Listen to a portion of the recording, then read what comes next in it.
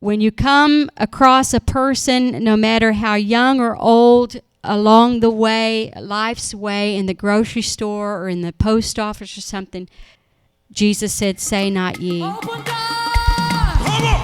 Put your hands up! Put your hands up! Put your hands up! Put your hands up! Hey!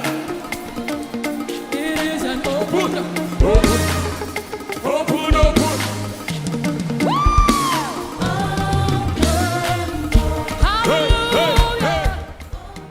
We are so delighted that you stopped in today. Our desire is to provide you with scriptural teaching to bolster your personal walk with God. Trust you'll enjoy the selection. May you receive it with an open heart and in a spirit of prayer. God bless you all. And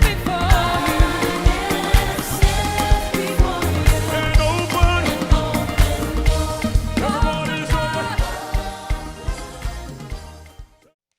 Really, what really caught my attention, the PowerPoint that we do on Sundays, I try to put a verse on there, and I call it the bread of life. And this week I had put the verse John 4:35, Audrey. And it kind of struck me that now, and of course Brother Smith has been preaching about Nehemiah, about us building a church physically, and then also about us building a church spiritually. And I'm amazed really at my husband. His teaching is awesome. Okay. Sorry for you guys that I have to just toot his horn a little bit. I told him, I said, these people won't be happy with any of the visiting preachers you bring in. He says, why is that? And I said, because you're such an awesome teacher. So I have to boost his ego a little bit, every now and then, and just give him a little horn blowing there. But he's been talking about building a church, and churches go through phases, churches go through seasons, and the thought just occurred to me that really, we've been saying, well, we don't have enough space. We can't really have a lot of children. We can't, because we've only got really one large room, so we don't have enough space. We can't really have fellowships or invite a lot of people because we don't have space. We've used that one a lot for a couple of years, and now that one's, we do have space now. Maybe not a lot of space. The word lot, any word can be relative.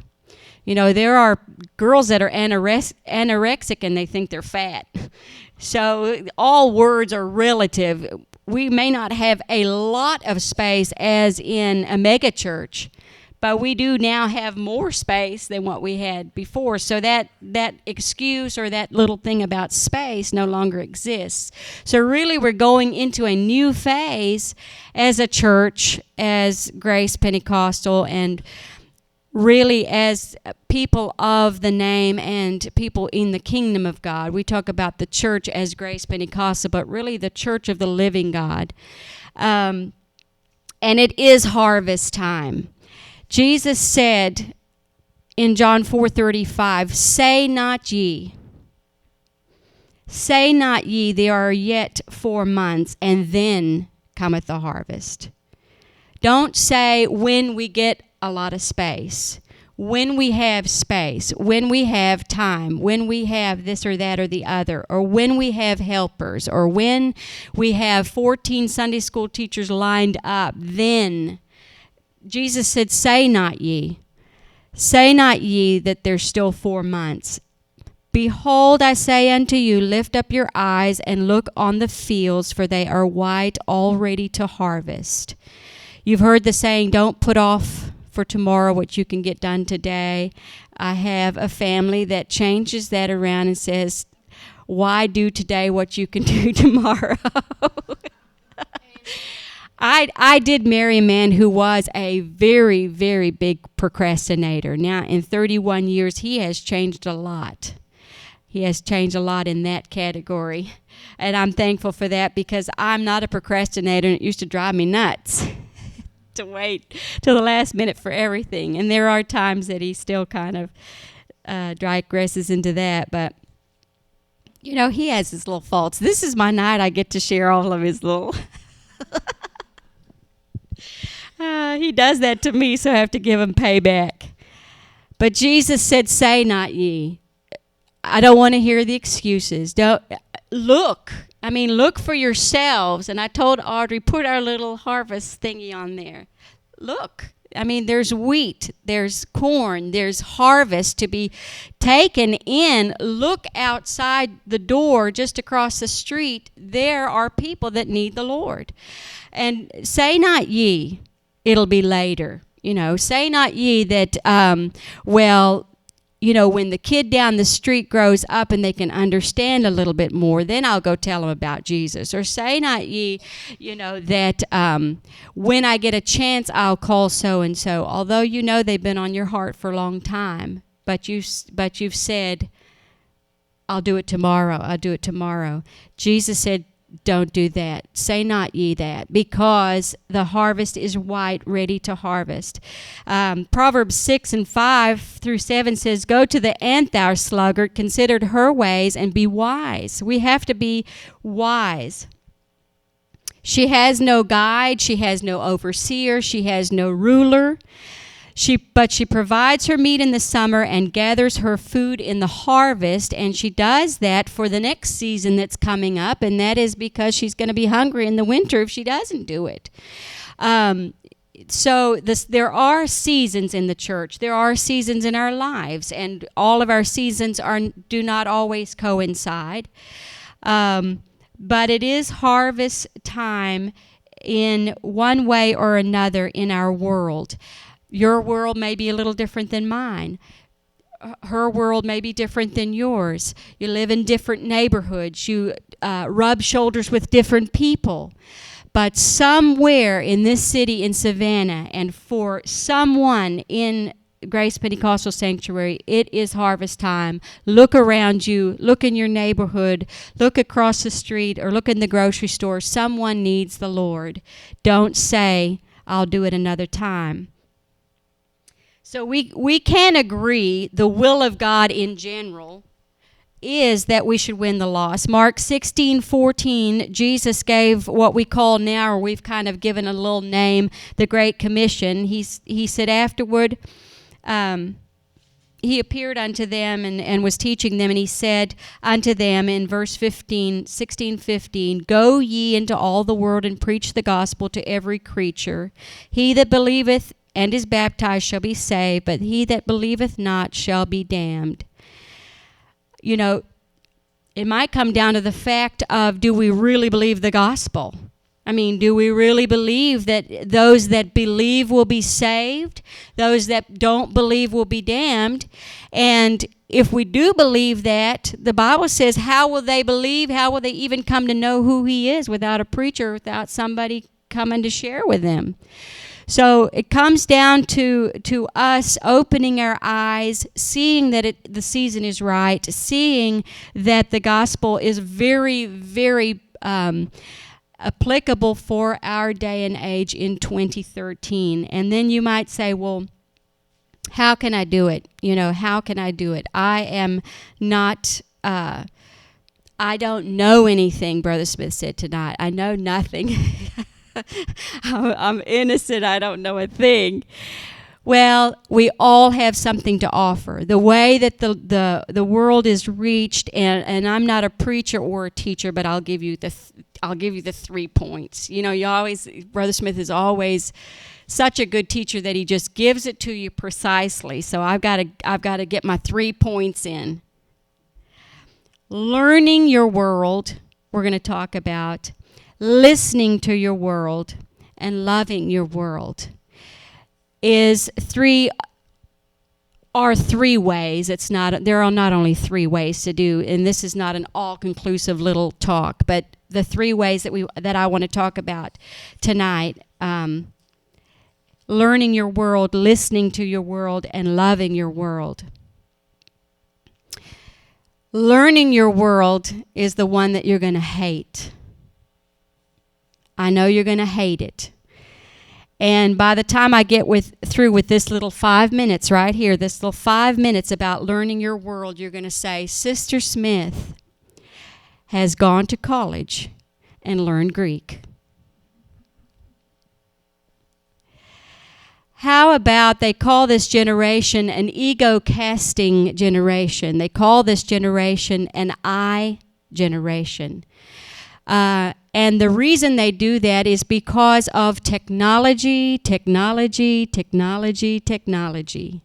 This generation, if you see a child on your street playing with a puppy dog, you better be sure that you know that child knows how to work a computer. That child has been in kindergarten and knows how to press the keys, knows how to type, and knows how to find what they need to find on that computer. And learning your world is a very big part of winning your world. And I know that it goes against our grain a lot of times. And a lot of times we give the younger generation a hard time. But we have to sometimes look at ourselves and say, is this younger generation not being saved because we don't take the time, or we're too selfish to learn a little bit about them? At least not learn everything they're doing, but learn about them. Learn what makes them tick. We do want them to know what makes us tick. But we don't want to put forth the effort to learn about them. I don't think that's fair, honestly. And if it comes down to one single soul being saved, it might have been worth your time to learn a little of this Greek. The I generation has iClubs, iPods, iTunes, iPhones, iCloud, iPods, iPads, Instagrams, iOS photos, iShare. It sounds like Greek, doesn't it? You don't have a clue of a lot of what that might be. You know what TV is. Now, some of you may have lived in an age where there was not a TV. Now, TV is a technology that began back in the day. Then you had radio before that, and you kind of loved the TV. Well, they love their iPods. They love their phones. They enjoy, let's say, like you enjoy the TV, or if you turn the TV off for a week and had no TV, what would us in the older generation say? It's kind of quiet. We're used to having it. We enjoy seeing our little programs. My mother always says, I call her and I say, how are you doing, Mom? I'm fine. I'm just listening to those cowboys in the corner shooting one another. She can't see them, but she's listening to the cowboy show that she and my dad used to enjoy together. Now she just listens to it by herself. But she enjoys it, so it's quiet without it. Well, the kids nowadays are growing up with these things in their hands. And they need more, and I'm not saying it's right or wrong. I'm just saying it is a fact. It is a fact. They can iPod, Instagram, iPhone, TV, radio, and chat, text, and all of that all at the same time. And they will know exactly what everyone said. This is a very smart generation. Now, I do say the older generation was a lot smarter because a lot of things that were invented then were from scratch. Everything that's being invented now is being built off of stuff that, Thomas Edison came up with electricity from scratch, and he didn't. Now everything that we do is really based on, do we have electricity? If the lights go out, you know what we have to do? We have to sing an old hymn with Grandpa or Grandma. That's what we have to do, or get the candles out.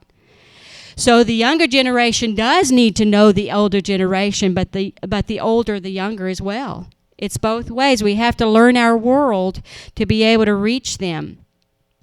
They have what they call blogging. They put their opinions, they put product critiques, they do a thought of the day, scripture of the day, theme of the day, just what I think today. And they call it a blog, and all it is a journal. But it's on this electronic device. It's on your phone or it's on your computer, and they call it a blog. They have vlogs. You can't even say a vlog. A vlog is that I televise myself and I say, this is what I think about dogs and cats today, and if you don't agree, that's hunky-dory, but if you do agree, this is great. And if you want to wash your dog, this is the shampoo to use, and watch me do it, and I will give you an example. And they go on and on and on, and you can... You're like videoing yourself, and you're like your own movie star. Each day, it's like a journal, but it's on video. So you're vlogging. And all of this Greek that you're hearing from me, there's a lot of stuff I don't even know. This is just stuff that I kind of have heard. That's all right, but you don't know it. But let me tell you some things that people blog about. They blog about dogs. Vlog is a V. V-L-O-G. Vlog is a video log, basically.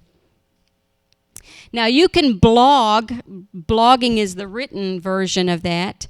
About dogs, cats, lions, flowers, perfumes, being a vegan, being a vegetarian, being a Christian, bacon, shoes, how to raise triplets, languages, sociopaths, recipes, fashions, fitness, sports, backache. You give me one word out of the sky. Do you know, I looked up on my phone tonight, why pigs don't fly. And do you know that came up? Why pigs don't fly. And that comes up in your search engines. Does anyone know what a search engine is? A search engine is like a book that we used to go to the library and look up a book if we wanted a particular subject. If we wanted any of these subjects, we'd go to the library and look it up. Well, you can key any of this in. Not only can you get somebody's opinion on it, which was a blog, but you can get the dictionary definition of it. You can get somebody's opinion on it. You can get, who sells it, who has it, who wants it, on any of these subjects, even bacon. On the search engine, there are many search engines, and I only put a few. Google, Bing, Yahoo, Volta Vista, Call, Excite, Galaxy, AOL, Gigablast. Is it Greek yet? Ask Me Now, Wink, Wikipedia, Xbox, and are games that the kids play, and we used to sit down at the table together and play a game and roll the dice, and some of us didn't even roll the dice when we were kids growing up in the church. They wouldn't allow us to roll the dice. You have a little spinner and play a board game or a card game at the table. Now it's, they're playing these games on the computer. So say ye not, I can't do it. I can't win this generation. But stop a minute and learn how these kids tick. Instead of getting irritated that the child has this stuff in their hand, put a Bible program on their little thingy. Don't say, put that phone down and stop playing or stop piddling, but guide them and lead them and use that technology into something good. People should get the kids Bible games, get the kids things that would speak to their generation and still speak to their soul and their heart. We don't like the young people's generation music. And if you all have a hymnal there, hymn book there, turn to number 2 in your hymn book. And I don't think I have one here. But number 2, everybody knows what number 2 is. Oh, I Want to See Him. Fantastic, absolutely beautiful, beautiful song. But then the Lord directs my bark, he doth safely keep. Do you know what the kids are thinking? The Lord is a dog and he's barking? You see what I'm saying? These old songs that we've sung for 80 years, we love and we know what they mean. A bark is actually a ship or a boat. The kids don't know that. They're thinking of a dog immediately. You say bark and they're thinking doggy. Do you see what I'm saying? Is that we want them to come our way, but we don't want to go their way any. What about number 248.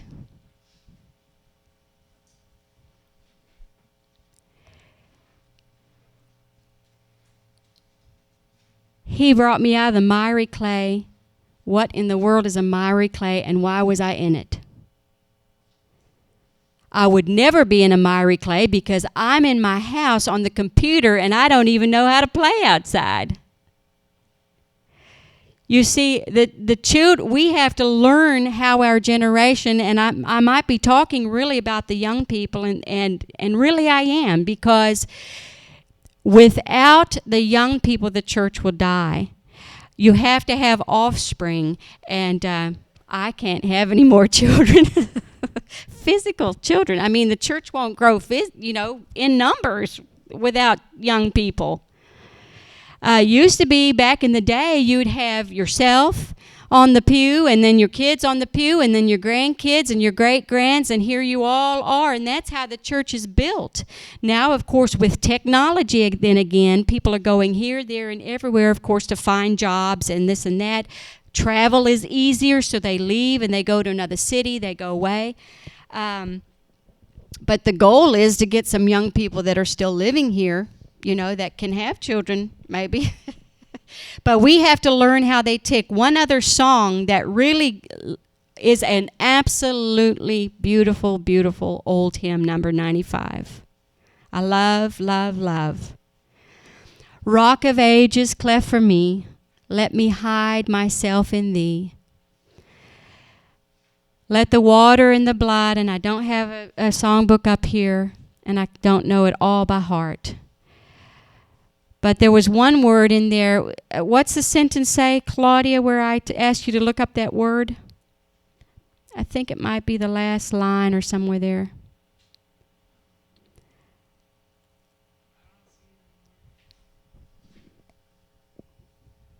Over here, Mom, on your piano. Oh, yes, on my piano.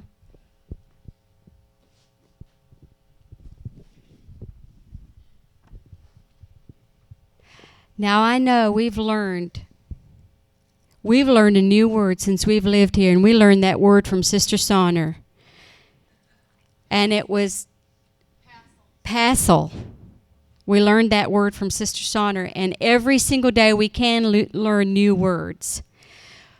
But let me ask you for sure, in this beautiful, beautiful hymn, number 96, Rock of Ages. The second verse, it says, could my tears forever flow? Could my zeal no languor now? Tell me what that sentence means. I tell you one thing, a 10-year-old, a 20-year-old, a 30-year-old, first of all, you find it hard-pressed for them to know what zeal is, although they should. Our kids know what zeal is. But who knows the meaning of the word languor or languor? No, it's a word. And it goes with the sentence.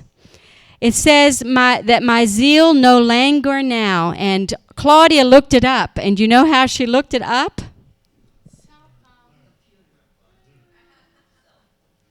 She looked it up on her technology, and she found out how powerful that sentence really is. We did not know what that word meant, but it means to be sluggish or to lack energy or to become weak. Let my zeal not become weak or sluggish or lax or lacking. That's a powerful sentence. But let me just say, there's not going to be a whole lot of people, and if there are 30 in here tonight or 25, there's 24 of us that have never looked up that word, because Claudia's the only one that did. I'm just saying, not to slap us. I'm just saying we have to give the younger generation a chance. We have to learn them. We have to know what makes them tick. And Jesus said, say not ye. Say not ye that I can't do it. Don't want to hear it. Now is the time. The harvest is ripe and ready. Do a little learning, or at least a little understanding of your world. The second point was listening to your world. The Greek lesson is over.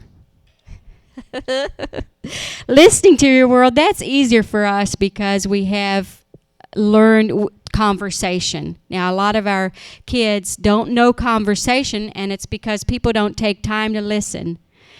On my little device here, don't tell Brother Smith that I did this because he's going to say, you had your phone up there? Well, I have a Bible on my phone too. They have another little thing that they call Facebook. Now, a lot of you have, that's one of those technologically thingies now. And people communicate through Facebook. I have what they call friends, 500-something friends, people that I've connected to on this Facebook. Well, there's this little pastor's kid that we went to go preach for them a couple of years ago in Mississippi. And he's connected with me because he knows me. Brother Smith and I preach for him. He knows the girls, so we just connect. Out of 520 whatever friends I have, probably these are the friends I really have. They're not really friends. They're just connected to you. Because listen to what this boy says, and I couldn't find out how many friends he had, but he's 23 years old. He probably has way more than me. There's some that have gone up to 5,000 friends. It is so funny to me, he says, that when I need someone in life the most because I'm going through something, they just turn their back on me and run the other way. Makes me thankful for friends and family I can truly depend on to be there. Just want to say I love the ones who have always been there. You know who you are. Out of maybe 1,000 friends or people he's connected to, he had to go back and say, you know what, my family and my real friends, they're the ones that are there listening. The others just turned their back and walked away. That's sad. And you know that's not the only post that I've seen like that. There are people that put things like that on, and those kids are reaching out by saying that. They're saying, I'm connected, but I'm so disconnected. I need someone to listen to me. I need the old-fashioned conversation one-on-one. I need someone to actually listen long enough that when they walk away, they remember my name. You know, we say, how are you? And never take a split second to wait for the response. And we expect and are very shocked if the other person doesn't say fine. Because the other person's just going to say fine because they know that's the expected answer, even though they might have had the worst day of their week or life that day. They just are expected to say fine because it's just a whatever kind of a greeting.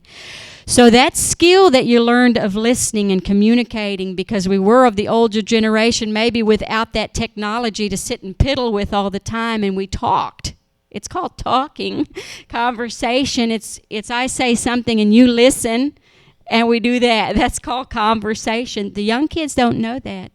They can be in the same room and be texting one another across the room instead of saying, I really like your blouse, because they're too ashamed or too embarrassed to say it out loud. They don't maybe not even know the sound of their own voice, because they're so technological. We have to bring both generations together by understanding them and allowing them to understand us and taking time to listen to what they really are saying, not just what's coming out of their mouth. Listen to their heartbeat. And say not ye. I'll do it later. Say not ye. Somebody else, their parents can do it because their parents aren't doing it. Say not ye that it's the teacher's duty, because the teachers are fed up now. They're not doing it either. And when you come across a person, no matter how young or old, along the way, life's way, in the grocery store or in the post office or something, you can take that extra second. Don't say, I might run across them tomorrow, or I'll give them a call tomorrow. Jesus said, say not ye. And the last thing is loving your world. Love cannot be there's counterfeit for it, but it cannot be replicated. If true love is true love, and you can't fake it, because it's going to come out in the wash sooner or later, like this little boy, when he thought he had all those friends, but when he went through a hard time, there was no one there really to listen, except for the ones that really had the true love for him. People are going to know if you have genuine love. And a lot of times, it's just listening and understanding and learning their world that's going to show them that you really love them. Your grandchildren are a part of that group.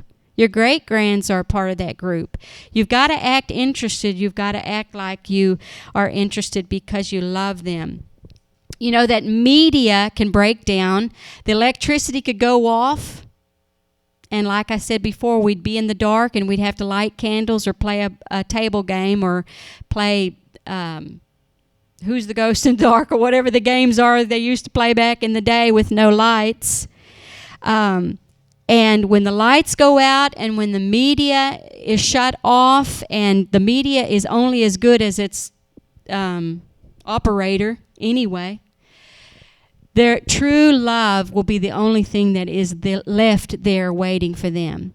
They will know and find out who really loves them when everything is quiet. We have to be positive. Faith is contagious. Have a little faith in them. Give them a little pat on the back. Guide them and lead them in their generation and not slander their generation or put them down.